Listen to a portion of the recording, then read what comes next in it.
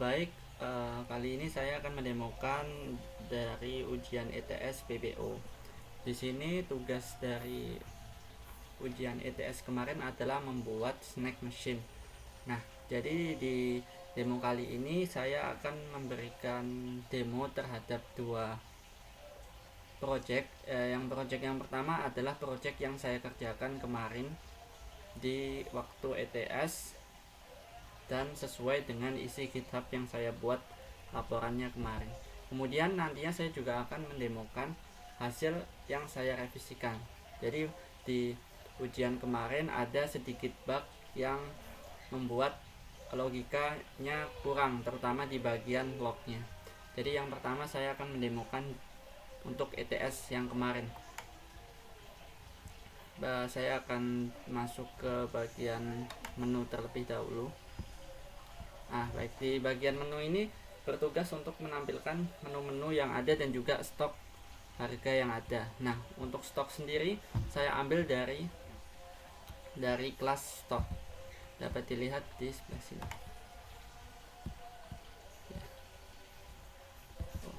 Jadi di bagian stok ini saya menginisialisasi nilainya, terus saya private biar user tidak bisa mengaksesnya langsung, dan apabila ingin mengaksesnya maka perlu mengakses metode yang bersifat publik ini baru akan mereturn. Jadi user tidak bisa mendapatkan akses langsung. Kemudian di sini ada uang pelanggan dan total harga juga saya private. Terus di sini ada untuk array log transaksi nanti, dan ada transaksi index untuk membuat list dari log nanti. Nah, di sini ada public void pesanan.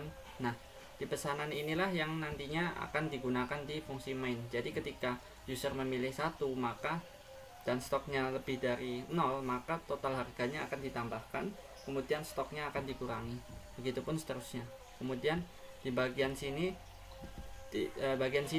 nantinya akan digunakan di bagian menu, yaitu di bagian sini untuk mendapatkan get stoknya. Jadi akan menampilkan stok yang saat ini sedang ada. Kemudian di public void keputusan. Nah, di public void keputusan ini menjadi hal yang utama. Jadi misal uang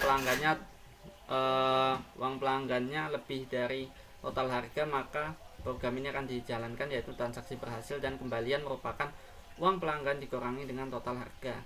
Nah, jika transaksi indeksnya itu kurang dari log transaksi length, maka akan ditambahkan. Jadi di bagian log ini sudah diinisialisasi, yaitu sebanyak 10. Jadi untuk lognya saya batasi sampai 10 saja. Jadi kalau misalnya masih di bawah 10 log transaksinya, maka data transaksinya akan diupdate.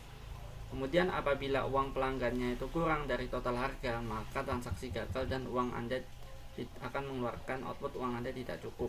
Kemudian kembalian akan dikembalikan sama persis dengan uang pelanggan, tidak dikurangi maupun tidak ditambahkan. Nah, lalu di bagian blok ini merupakan program untuk menampilkan lognya saja. Itu untuk bagian produk. Untuk menu ya seperti yang saya jelaskan tadi. Nah, di sini saya ada metode untuk memperbarui produk. Jadi apabila di sini tidak ada, maka produk get stock ini tidak akan pernah diperbarui. Jadi misalnya saya sudah mengambil makanan satu, maka produknya nggak akan berkurang, jadi tetap sama, yaitu 2 seperti yang di private tadi. Kemudian di bagian closer ya hanya seperti ini saja, yaitu ada greeting sederhana. Kemudian di bagian main, di bagian main ya saya membuat objek untuk scanner, kemudian saya membuat objek untuk produk, dan membuat objek untuk menu. Kemudian di sini saya menggunakan perulangan while, di mana apabila user ini memungkinkan user untuk memilih lebih dari satu produk. Jadi selama user tidak memasukkan nilai 0, maka loop tidak akan berhenti. Kemudian di sini untuk menampilkan total harga pesanan. Untuk totalnya didapatkan dari tadi di metode di kelas produk ada metode total pesanan yang mereturn harga total di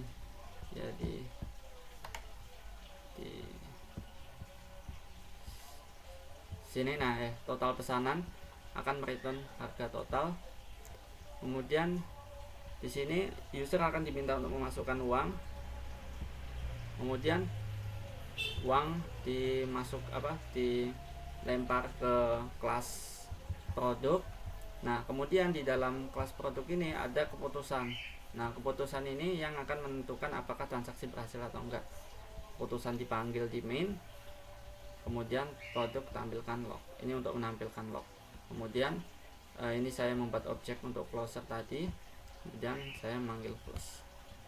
Baik, itu untuk penjelasan kodenya, cukup sederhana. Dan sekarang saya akan coba untuk menjalankannya. Ya, ini saya sudah coba sebelumnya. Jadi misal saya ketik 1, maka stoknya berkurang.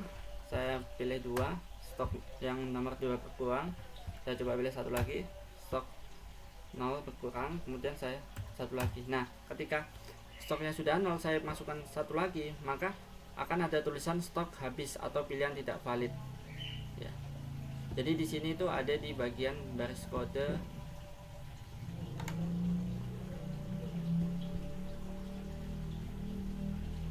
Bagian baris kode yang ini. Jadi di bagian pilihan ini, apabila stoknya habis, maka akan muncul tulisan stok habis atau pilihan tidak valid, seperti itu. Jadi ya, saya jadikan satu ya, antara pilihan tidak valid atau stok habis. Ya, kemudian apabila transaksinya ingin saya sudahi, saya cukup ketikkan 0. Terus di sini akan muncul total harga pesanan. Kemudian saya akan masukkan uang 50.000. Yap. Dan transaksi berhasil. Kembalian merupakan pengurangan dari uang pelanggan dikurangi dengan total harga pesanan. Dan log transaksi sebagai berikut. Transaksi 1 begitu. Dan ya, saya akan mencoba simulasi ketika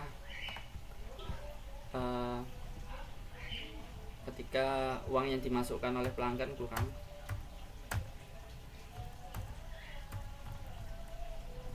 Ya, ketika uang pelanggannya kurang dari total harga pesanan, maka akan muncul tulisan transaksi gagal.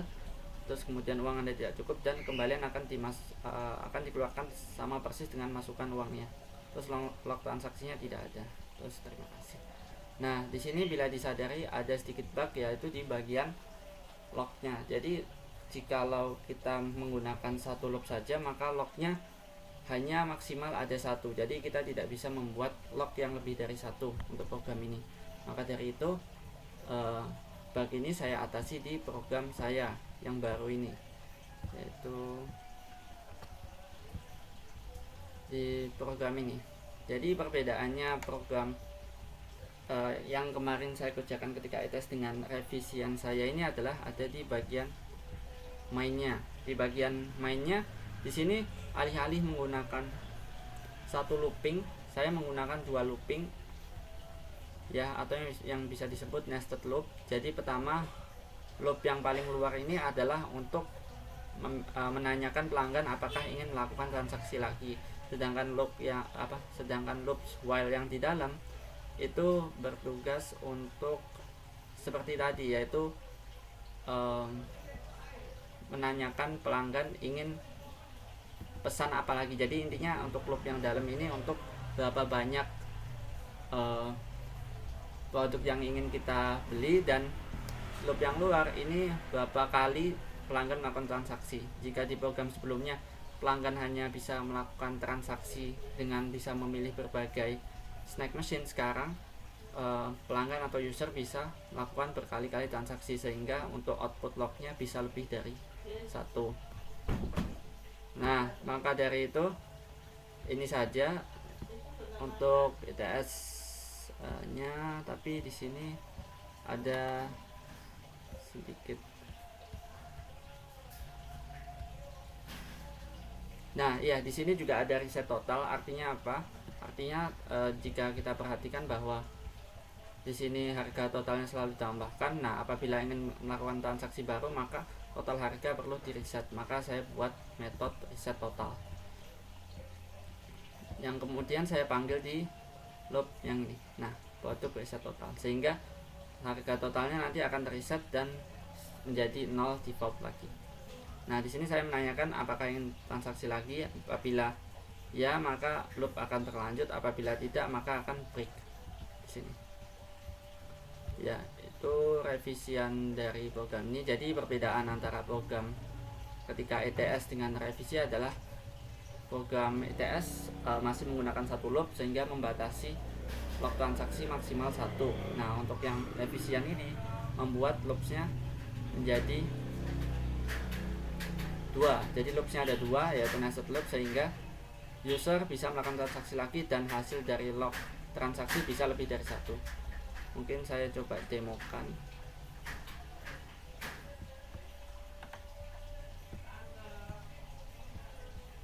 Oke.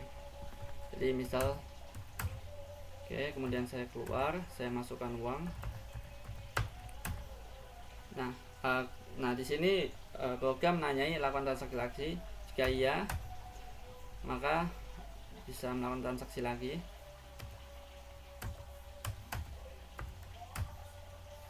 Masukkan uang, saya masukkan 10.000. Nah, jika saya keluar, dapat dilihat jika saya keluar, maka log transaksinya bisa lebih dari 1, yaitu di sini saya melakukan 2 kali transaksi, sehingga yaitu mengatasi bug dari program ETS saya. Baik, sekian dari video demo saya. Terima kasih dan sampai jumpa.